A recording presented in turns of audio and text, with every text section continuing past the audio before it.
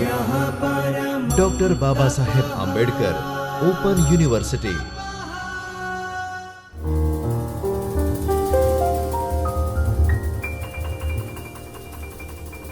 નમસ્કાર વિદ્યાર્થી મિત્રો. ડૉક્ટર બાબા સાહેબ આંબેડકર ઓપન યુનિવર્સિટીના જ્યોતિર્મય પરિસર ખાતે આવેલ ચૈતન્ય સ્ટુડિયોમાંથી હું કૃણાલ મિસ્ત્રી, આસિસ્ટન્ટ પ્રોફેસર ઓફ કોમર્સ, આપ સૌનું હાર્દિક સ્વાગત કરું છું. મિત્રો, આજે આપણે એમકોમ સેમિસ્ટર 1માં નાણાકીય સાધનો અને બજારો, જેનો કોડ છે MC01 EC103, એમાં ભાગ 2 એકમ નંબર 6 મર્ચન્ટ બેન્કિંગ અને ક્રેડિટ રેટિંગ વિશે ચર્ચા કરીશું. વિદ્યાર્થી મિત્રો, આપણે લાસ્ટ લેક્ચરમાં મર્ચન્ટ બેન્કિંગનો અર્થ સમજ્યા હતા. ત્યારબાદ મર્ચન્ટ બેન્કિંગના પ્રકારો વિશેની સમજૂતી મેળવી હતી. સેબી એક્ટ જે 1992 છે તેનામાં કઈ કઈ જોગવાઈઓ કરેલી છે મર્ચન્ટ બેન્કિંગ માટેની, તેના વિશે આપણે સમજ્યા હતા. આજે તેનાથી આગળ આપણે મર્ચન્ટ બેન્કિંગના કાર્યો કયા કયા છે, મુખ્ય કાર્યો, તે સમજીશું. મર્ચન્ટ બેન્કિંગની ભૂમિકા શું છે તેના વિશેની ચર્ચા કરીશું અને મર્ચન્ટ બેન્કરની જવાબદારીઓ કઈ કઈ આવે છે તે આજે જોઈશું. તો સૌથી પહેલાં મર્ચન્ટ બેન્કિંગના કાર્યો. તો મુખ્યત્વે ભારતમાં બેન્કિંગ જે ધંધો છે તેને 2 ભાગમાં વહેંચવામાં આવે છે, જેમાં સૌથી પહેલું છે બેન્કિંગ ફાઇનાન્સ કંપનીઝ અને બીજું છે નોન બેન્કિંગ ફાઇનાન્સ કંપનીઝ, જેને આપણે NBFC તરીકે ઓળખીએ છીએ. જેમાંથી જે મર્ચન્ટ બેન્કિંગ છે, તો મર્ચન્ટ બેન્કિંગને ભારતમાં NBFC હેઠળ ગણવામાં આવે છે. બરાબર, એક બેન્કિંગ ફાઇનાન્સ કંપનીઝ છે અને બીજી નોન બેન્કિંગ, કારણ કે બેંકનું કામ નથી કરતી, બેંક સિવાયની કામગીરી, બેન્કિંગ સિવાયની. આપણે સૌથી પહેલાં પ્રસ્તાવનામાં જ સમજ્યા હતા કે બેન્કિંગ સિવાયની કામગીરી કરવા માટે અહીંયા મર્ચન્ટ બેન્કિંગ શરૂ કરવામાં આવ્યું, એટલે NBFC એને આપણે કહી શકીએ. બરાબર, એ વિવિધ પ્રકારની નાણાકીય સેવાઓ પૂરી પાડતી હોય છે. વાણિજ્ય બેંકનું કામ શું છે? અલગ અલગ બેંકો જે છે તે કઈ રીતે કામ કરે છે? વાણિજ્ય બેંકો મુખ્યત્વે શું કામ કરે છે? તો ઉછીના નાણાં, ધિરાણ અને બચતો લેવાનું કાર્ય કરે છે. બરાબર, એટલે નાણાં લેવાનું અને નાણાંનું ધિરાણ કરવાનું કાર્ય ટૂંકા ગાળા માટે. બરાબર, આપણે કોઈ પણ વાણિજ્ય કોમર્શિયલ બેંકમાં જઈશું તો ત્યાંથી આપણે નાણાં લઈ પણ શકીએ અને નાણાં ત્યાં મૂકી પણ શકીએ. બરાબર, બચત ખાતામાં, ચાલુ ખાતામાં, અને લોન લેવી હોય તો તે લઈ શકાય, પણ ટૂંકા ગાળા માટે. વિકાસ બેંક છે. વિકાસ બેંક જે કામ ડેવલપમેન્ટ બેંક જે આપણે કહીએ છીએ, તેનું મુખ્ય કામ લાંબા ગાળાના જે સમય છે અથવા મુદત માટે ફંડ પ્રોવાઈડ કરવાનું, એટલે કે ફંડ બેઝ સેવાઓ તે પૂરી પાડતી હોય છે. ડેવલપમેન્ટ કામ માટે, વિકાસના કામ માટે તે સેવાઓ પૂરી પાડે છે. જ્યારે મર્ચન્ટ બેંક છે તો તેનું કામ શું છે? તો મર્ચન્ટ બેન્કિંગ એ જામીનગીરી ભરણા સંબંધિત નોન ફંડ બેઝ સેવાઓ પૂરી પાડે છે અને તે બાંહેધરી દલાલ તરીકે પણ સેવા પૂરી પાડે છે. બરાબર, મુખ્યત્વે તેનું કામ જ્યારે કંપનીને પોતાના શેર બહાર પાડવા છે, ભરણા બહાર પાડવા છે, તો તે વખતે મેનેજર તરીકેનું કામ, કન્સલ્ટન્ટ તરીકેનું કામ અને બાંહેધરી દલાલ તરીકેનું કામ મર્ચન્ટ બેન્કો દ્વારા કરવામાં આવતું હોય છે. તો આ અલગ અલગ બેંક દ્વારા જે કાર્યો કરવામાં આવે છે તે એમાંથી આપણે સેબીની રચના થઈ ત્યારબાદ સેબીના નિયમો હેઠળ જે રીતે બરાબર મર્ચન્ટ બેન્કિંગના વિકાસનો સૂર્ય ઉગ્યો છે, કારણ કે જે સેબીના નિયમો અને નિયમો લાગે પછી જ આપણે વ્યવસ્થિત કામ કરી શકીએ, એટલે નિયમો પ્રમાણે મર્ચન્ટ બેન્કિંગના કામ થવા લાગ્યા અને તેથી આપણે કહી શકીએ કે તેના વિકાસનો સૂર્ય ખૂબ જ સારી રીતે ઉગ્યો છે અને એનો પ્રકાશ છે વધુ ફેલાવતો હોય તેવું લાગી રહ્યું છે, જે આપણને નીચે મુજબના કાર્યોથી ખ્યાલ આવશે. બરાબર, એના કાર્યોની વિસ્તૃત સમજૂતી આપણે મેળવીશું. અલગ અલગ બેંકના કાર્યો જોયા, પણ મર્ચન્ટ બેંકના મુખ્ય કાર્યો કયા કયા છે અને તેમાં તે શું કરતા હોય છે તેના વિશેની ચર્ચા કરીશું અને તેના ઉપરથી ખ્યાલ આવશે કે જે મર્ચન્ટ બેંકના વિકાસનો વેગ છે તે ક્યાં સુધી પહોંચ્યો છે. બરાબર, અને જે નિયમો છે એ નિયમો પ્રમાણે કામ કરે છે. તો સૌથી પહેલું કાર્ય જે પણ મર્ચન્ટ બેન્કર છે તેનું પૂર્વ રોકાણ અભ્યાસ. બરાબર, કે જ્યારે પણ કોઈ નવા પ્રોજેક્ટ માટે અથવા જૂની કંપનીઓના વિસ્તૃતિકરણ અને વૈવિધ્યકરણની પ્રવૃત્તિ માટે રોકાણ હેતુ મર્ચન્ટ બેંક પોતાનો રોકાણ પૂર્વ અભ્યાસ કરતું હોય છે. બરાબર, એટલે જ્યારે પણ એ રોકાણ કરવું છે તો એ રોકાણ કરતાં પહેલાં એ પોતાનો અભ્યાસ કરે અને પછી એ કંપનીને સલાહ સૂચન આપશે, કારણ કે જ્યારે સલાહ આપી હોય તો એ પહેલાં આપણને ખબર હોવી જોઈએ કે એ કઈ રીતે કરી શકાય. તો એટલે પૂર્વ રોકાણ અભ્યાસ તે કરે છે. પ્રોજેક્ટનું સંચાલન કરે છે. એટલે મર્ચન્ટ બેન્કિંગ પેઢીઓએ સલાહકારી સેવાઓ, બહુવિધ હેતુઓ માટે ટર્નકી પ્રોજેક્ટ, સ્થાનિક અને વૈશ્વિક ધોરણે સેવાઓ પૂરી પાડે છે, જેમાં નાણાકીય એટલે કે આર્થિક અને ટેકનિકલ મૂલ્યાંકન અંગે વિસ્તૃત અહેવાલ તૈયાર કરવાની પણ સેવા આપે છે. એટલે પૂરેપૂરા પ્રોજેક્ટનું સંચાલન અહીંયા કરવામાં આવે છે. બરાબર, અલગ અલગ હેતુ માટે જે પ્રોજેક્ટ બનાવવામાં આવે છે, સ્થાનિક હોય વૈશ્વિક હોય, બંને ધોરણે તે પોતાની સેવાઓ આપે છે. નાણાકીય ટેકનિકલ બંને રીતે પોતાની મૂલ્યાંકન જે છે તે કરતું હોય છે. ભરણાનું સંચાલન કરે છે, આ પણ એક કાર્ય છે. બરાબર, એટલે મર્ચન્ટ બેન્કર ખાલી ભરણા સંચાલનનું કાર્ય નથી કરતા, એ આપણે અહીંયા સમજી રહ્યા છે કે તેના ઉપરાંત પણ તેના પાસે ઘણા બધા કાર્યો છે. પ્રોજેક્ટ સંચાલન કરવું છે, પૂર્વ રોકાણ અભ્યાસ કરવું છે, પ્રોજેક્ટનું કાઉન્સેલિંગ કરવું છે, તો આ તમામ પણ મર્ચન્ટ બેન્કરના જ કાર્યો છે. તો તે અહીંયા સમજી રહ્યા છે. એટલે ભરણા સંચાલન કરવામાં આવે છે એટલે સેબી પાસેથી દરખાસ્ત અંગેનો દસ્તાવેજ તૈયાર કરી જામીનગીરીઓનું સંચાલન કરવું, તેના પ્રકાશન, ઇસ્યુ સંબંધિત માહિતી જેવી કે લઘુત્તમ ભરણું, ફાળવણી અને જામીનગીરી અંગે રિફંડ તેમજ બાંયધરી સેવા, જામીનગીરી નોંધણી, આ બધી સેવાઓ એટલે પૂરેપૂરું ભરણાનું જે સંચાલન છે તે અહીંયા કરવામાં આવતું હોય છે.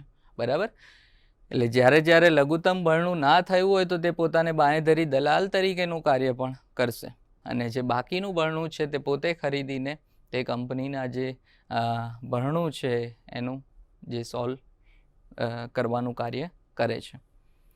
પ્રોજેક્ટ કાઉન્સેલિંગનું કામ છે. પ્રોજેક્ટ કાઉન્સેલિંગ સેવાઓ પૂરી પાડે છે, એ મર્ચન્ટ બેન્કર દ્વારા કરવામાં આવે છે. એટલે કે મર્ચન્ટ બેન્કર પ્રોજેક્ટની યુક્તિની ઓળખ, પ્રોજેક્ટ અહેવાલ નોંધણી અને ક્લિયરન્સ પ્રક્રિયા માટે, પ્રોજેક્ટ અમલીકરણ માટે અને ભાગીદાર એટલે કે સંયુક્ત સાહસમાં ઓળખ, લોન મંજૂરી અને કાર્યશીલ મૂડી અંગે, ફાઇનાન્સ અંગે વિવિધ સહાયક સેવાઓ પૂરી પાડતું હોય છે. બરાબર, એટલે પૂરેપૂરા પ્રોજેક્ટની કાઉન્સેલિંગ કરવામાં આવે છે. પ્રોજેક્ટનું સંચાલન તો એ કરે જ છે, પણ સાથે સાથે કાઉન્સેલિંગનું કાર્ય પણ કરે છે. જ્યાં જ્યાં સલાહની જરૂર પડશે, સૂચનની જરૂર પડશે, તે પૂરું પાડશે. બરાબર, તો આ સેવાઓનું કાર્ય પણ તે કરતા હોય છે. કોર્પોરેટ કાઉન્સેલિંગ કરે છે, એટલે મર્ચન્ટ બેન્કર દ્વારા કોર્પોરેટ કાઉન્સેલિંગ કોર્પોરેટ ક્લાયન્ટની માંગ મુજબ પૂરી પાડવામાં આવતી હોય છે, કે જેમાં કંપનીના આયુષ્ય દરમિયાન જે કંઈ પ્રશ્નો ઉદ્ભવે તેનું સમાધાન કરવામાં આવે છે.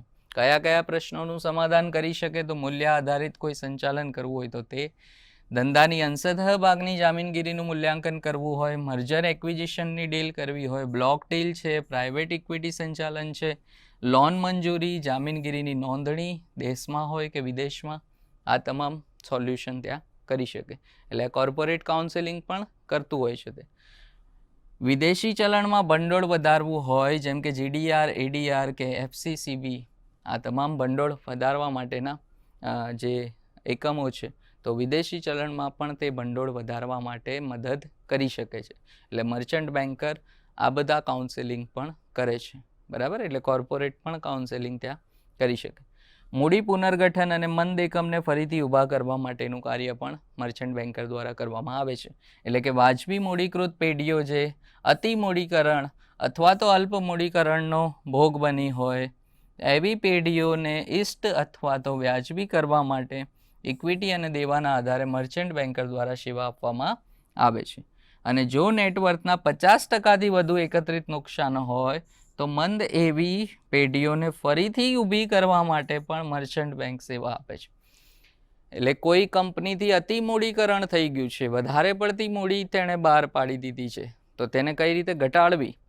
બરાબર, અને કોઈ એવી પેઢી છે કે જેણે અલ્પ મૂડીકરણનો ભોગ બની છે, કે જ્યાં એને મૂડીની જરૂર હતી તેના કરતાં ખૂબ ઓછા પ્રમાણમાં મૂડી ત્યાં મળી છે, તો આવી પેઢીઓને તે કઈ રીતે મૂડીને વધારવી અથવા તો ઘટાડવી તેની સલાહ આપે છે અને તેની પણ સેવા પૂરી પાડે છે. સાથે સાથે ઘણી કંપની એવી હોય કે જેને નેટવર્થમાં 50%થી વધારે નુકસાન થયું હોય. 50%થી વધારે નુકસાન થાય એટલે કોઈ બી પેઢી કે કોઈ બી કંપની એવું વિચારશે કે હવે આ કંપની આપણે બંધ કરીશું.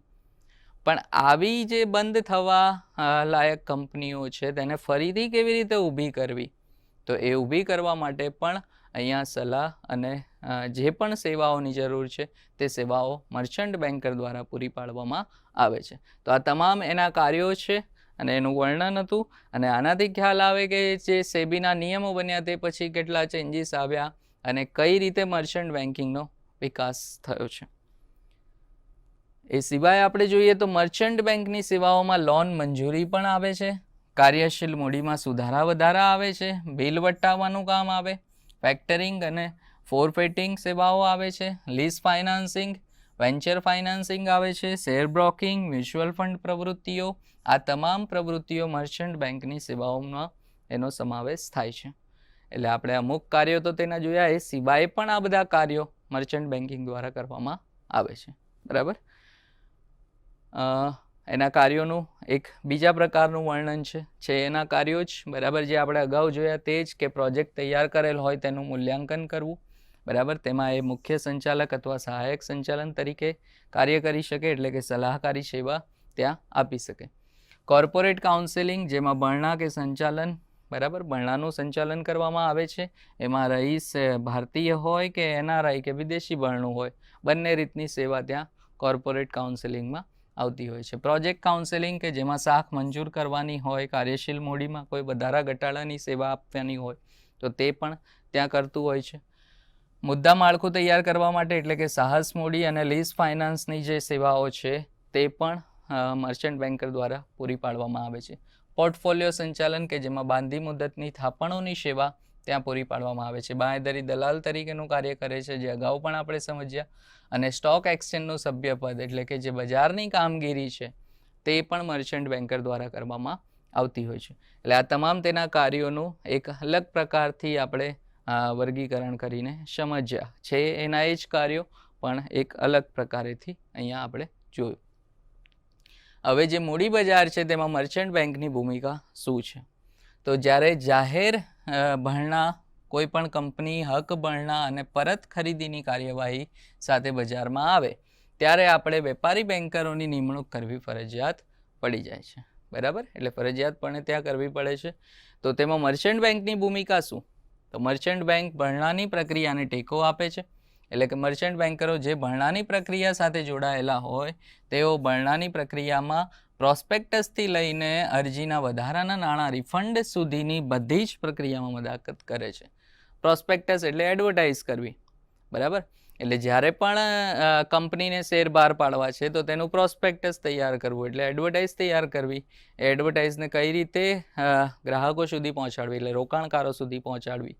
ત્યાંથી લઈને અરજીના વધારાના જે નાણાં છે, એટલે વધારે અરજી આવી ગઈ હોય તો તે નાણાં રિફંડ કરવા સુધીની તમામ પ્રક્રિયા, in short, A merchant banker દ્વારા કરવામાં આવે છે. નિદર્શન અને સંકલનનું કાર્ય પણ કરે છે. એટલે મર્ચન્ટ બેન્કરો નોંધણી અધિકારીઓ, બાંહેધરી દલાલો તથા બેન્કરો સાથેની તમામ કાર્યવાહીનું સંકલન કરી અને ભરણાની પ્રક્રિયાને સરળ બનાવવામાં પણ મદદ કરે છે. એટલે આ કાર્ય પણ મર્ચન્ટ બેન્કર દ્વારા કરવામાં આવે છે. એટલે એની ભૂમિકા, બરાબર, જ્યારે પણ ભરણું બહાર પાડવામાં આવે, શેર બહાર પાડવામાં આવે તે વખતે આ બધી ભૂમિકા મર્ચન્ટ બેન્કરની છે. ભરણાની કિંમત અને બજાર કાર્ય, એટલે કોઈ પણ કંપનીએ ભરણું ખુલ્લું મૂકવા માટે તેની અંદાજિત કિંમત નક્કી કરવામાં અને ભરણાને સરળ બનાવવા માટે ટેકો પૂરી પાડવા માટે જે જરૂરી બને છે. એટલે બજાર કાર્ય પણ ત્યાં કરવામાં આવે છે અને જે ભરણાની કિંમત છે તે પણ નક્કી કરવામાં તે મદદ કરે છે. એટલે આ પણ એક તેની ભૂમિકામાં આપણે સમજી શકીએ. તેના પછી આપણે જોઈએ તો સેબીનું માર્ગદર્શન અને માર્ગદર્શિકાનું પાલન કરવામાં મદદ કરે. એટલે મર્ચન્ટ બેન્ક સેબી દ્વારા જે નક્કી કરેલા આચાર સંહિતા, એટલે કોડ ઓફ કન્ડક્ટ છે, તેનું પાલન કરવામાં મદદ કરતી હોય છે. બરાબર. પ્રતિબંધ, તો તેઓ બજારની નાણાં ઉછીના લઈ શકતા નથી, પણ વેપારી ધોરણે જામીનગીરીઓના ખરીદ વેચાણમાં ધંધાના ભાગ પણ તે લઈ શકતા નથી. એટલે આ અમુક એના પ્રતિબંધ છે. એ ક્યાંય પણ બજારથી એ નાણાં ઉછીના ના લઈ શકે અને વેપારી ધોરણે પણ તે જામીનગીરીની ખરીદ વેચાણની પ્રક્રિયા ના કરી શકે. બરાબર. તો અમુક પ્રતિબંધ પણ તેના પાસે છે. લીડ મેનેજર સંચાલક તરીકે કામ કરે. એટલે જાહેર ભરણાના કદ પર આધાર રાખીને એક કે વધુ વેપારી બેન્કરની તે નિમણૂક લઈ શકે છે. શેરની ખરીદી પર નિયંત્રણ, કોઈ પણ વેપારી બેન્કર અથવા કોઈ પણ ભાગીદાર, ડાયરેક્ટર, અધિકારી અને સંચાલક બેન્કરને ભરણું બહાર પાડવાની સેવાઓ આપતા હોય તેને કંપનીના શેર પ્રાપ્ત કરવા પર નિયંત્રણ છે. તો આ પણ એક ધ્યાન રાખવું પડે કે વેપારી બેન્કર અથવા કોઈ ભાગીદાર હોય, અધિકારી હોય, ડાયરેક્ટરો હોય, જો એને બરણું બહાર પાડવાની સેવામાં મદદ કરતા હોય, બરાબર, તો તેવા કંપનીના શેર પ્રાપ્ત કરી શકે નહીં. તેવા અધિકારી કે ડાયરેક્ટર અથવા વેપારી બેન્કર તે કંપનીના શેર પ્રાપ્ત કરી શકે નહીં. તો આ નિયંત્રણ એને ત્યાં રાખવું પડતું હોય છે. હવે ભરણા પૂર્વેની અને પછીની કઈ કઈ જવાબદારીઓ છે મર્ચન્ટ બેન્કરની, તો સૌથી પહેલાં આપણે ભરણા પૂર્વેની જવાબદારી જોઈએ. તો સૌથી પહેલાં તો મર્ચન્ટ બેન્કર દ્વારા દસ્તાવેજોની સોંપણી કરવામાં આવશે, બાંયધરી આપવામાં આવશે, ભરણા બહાર પાડનાર જે કંપની છે એને સોંપવાના દસ્તાવેજ એ પૂરા પાડવાના, લીડ મેનેજર તરીકેની તે નિમણૂક કરશે, મધ્યસ્થીઓની નિમણૂક કરશે, બાંયધરી દલાલની નિમણૂક કરવામાં આવશે, પ્રસ્તાવ દસ્તાવેજ તે ઉપલબ્ધ કરાવવામાં આવશે, ફરિયાદી નથી એનું પ્રમાણપત્ર ત્યાં રજૂ કરવામાં આવશે, જેને નો ઓબ્જેક્શન સર્ટિફિકેટ આપણે કહીએ છીએ. ફરજિયાત ઉઘરાણી કેન્દ્રો નક્કી કરવામાં આવે છે, સત્તાધારી ઉઘરાણી એજન્ટોની નિમણૂક કરવામાં આવે છે, અને જે હિસાબી ટ્રસ્ટી છે તે સાથે કરાર કરવામાં આવે છે. તો આ બધી ભરણા બહાર પાડે તેના પૂર્વેની જવાબદારીઓ છે, બરાબર. પણ બહાર પડ્યા પછી કઈ કઈ જવાબદારી છે, એટલે એવું નથી કે ભરણું બહાર પાડ્યું એટલે ત્યાં કામ પૂરું થયું, બરાબર. તેના પૂર્વે તો તેની જવાબદારી છે જ, ભરણા પછીની પણ એની અમુક જવાબદારી છે, જેમાં ભરણા બાદના જે સૂચન અહેવાલો છે તે પૂરા પાડવામાં આવે, રોકાણકારની ફરિયાદના નિવારણની જોગવાઈ કરવામાં આવે, મધ્યસ્થીઓ સાથે સંકલન કરવામાં આવે, ભરણાની બાંયધરી મેળવવી હોય તો તે ત્યાં મેળવી શકે છે, ભરણાના બેન્કરો વિશે ખાતરી કરવી હોય તો તે કરી શકે છે, ભરણા પશ્ચાત જાહેરાતોની વિષય વસ્તુ ચકાસવામાં આવે, ફાળવણીનો આધાર નક્કી કરવામાં આવે, ફાળવણી જે પ્રમાણસરના ધોરણે શેરની કરવામાં આવે છે કે નહીં તે જોવામાં આવે અને તેની ખાતરી કરવામાં આવે, બરાબર. તો આ તમામ જે જવાબદારીઓ છે તે મર્ચન્ટ બેન્કરની છે, ભરણા પૂર્વેની અને ભરણા પછીની. એટલે જ્યાં જ્યાં મર્ચન્ટ બેન્કર કોઈ કંપનીને મદદ કરતું હોય ભરણા માટેનું, તો તેણે આ જવાબદારીઓનું પાલન કરવું પડે. તો વિદ્યાર્થી મિત્રો, આજે આપણે મર્ચન્ટ બેન્કરની ભૂમિકા શું છે, સાથે સાથે મર્ચન્ટ બેન્કરના કાર્યો વિશે વિસ્તૃત સમજ્યા, અને છેલ્લે ભરણા પૂર્વે અને પછીની જવાબદારીઓ કઈ કઈ છે તેના વિશેની ચર્ચા કરી. તો આ એકમમાં આપણે મર્ચન્ટ બેન્કિંગ એના વિશેની વિસ્તૃતમાં ચર્ચા કરી. હવે નેક્સ્ટ લેક્ચરમાં આપણે ક્રેડિટ રેટિંગ શું છે તેના વિશે સમજીશું. ધન્યવાદ. સ્વાધ્યાયઃ